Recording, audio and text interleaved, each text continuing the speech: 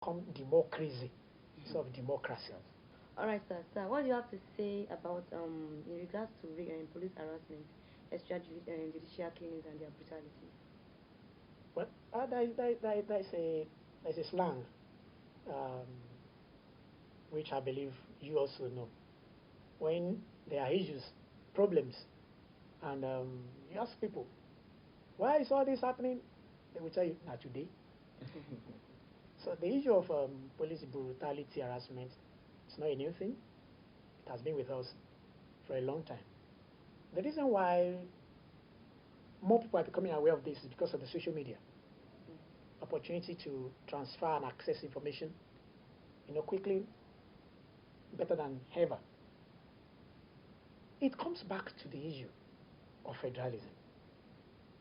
When you have an overhacking police force, the command structure completely under the control of the federal government, and the governors do not have control over the commissioner of police, even in their state, not talk of the local governments.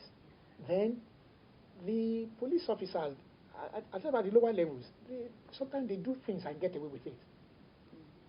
Okay, but then if we have a better structure, then we could have a better policing. Not only that, too, even the quality of people that are recruited into the police force is another thing. Okay, sometimes ago I saw something on social media which I copied and reposted. I saw the vehicles that were given as patrol uh, cars to some police in one developed country. If you look at the kind of vehicles, and I said, if this is given to our policemen, would they still stop people and collect 50 naira? I would suggest that the police force needs to be restructured. The present structure cannot support or address the security challenges in this nation. That's number one. Then there are issues that need to be revisited. The recruitment process into the police force, in terms of the caliber of people that are recruited into the police force, the remuneration of the police, and then even the monitoring of the police too. Because sometimes when you give people ammunitions and you give them a uniform and you don't monitor them, of course they will use it to achieve their own selfish purposes. So the monitoring needs to be properly done after they are properly remunerated, properly equipped, and then, like I said, properly structured, so that the command structure needs to be decentralized, so that there can be better supervision even of the police themselves. And then even constitutionally too, there are issues to be addressed in case of police brutalities, abuse of power and offices. What should be the requisite sanctions to be given to them in case where someone allegedly kill someone accidentally, or as so to say accidental discharge, and all you do is um, remove him from you dismiss him from the police force.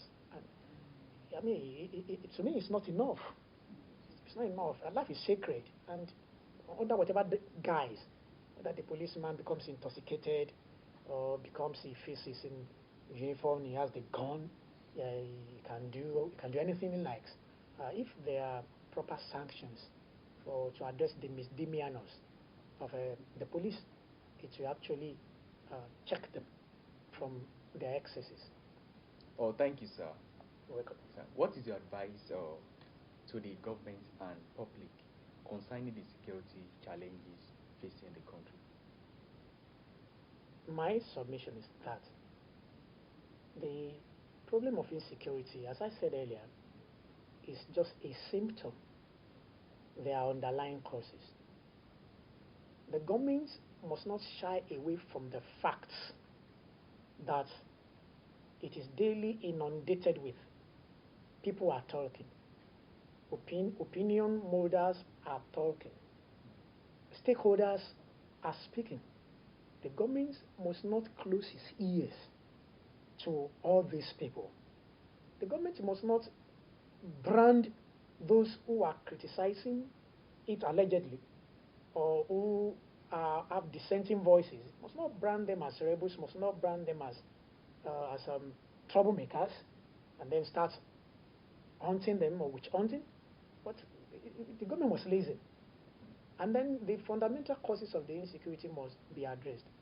Then to the general populace, one philosopher said, eternal vigilance is the price of liberty.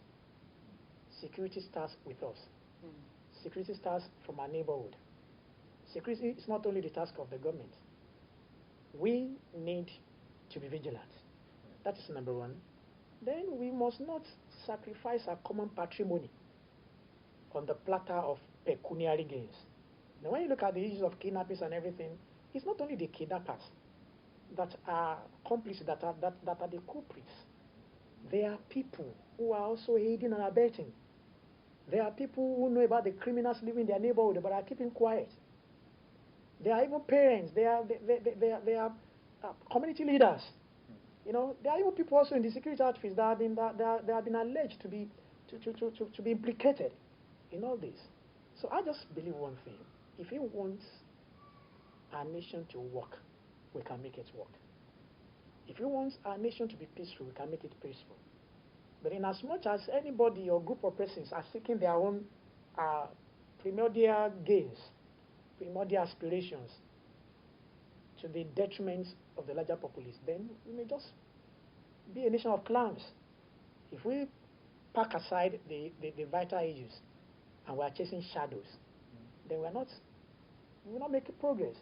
If we are making politics out of issues that have to do with human lives, then we are not helping ourselves. So we need to really sit down and ask ourselves some vital questions. Do we want peace for this nation? Do we want security of life and property? Every hand must be on deck. Everybody has a role to play, and we must be ready to do it. We must stop the blame game. We must stop passing the buck. It was because of this, did not do this. So because that did not do that. That was the reason why we had the problems. All of us must be involved in the security of our communities and the security of our nation.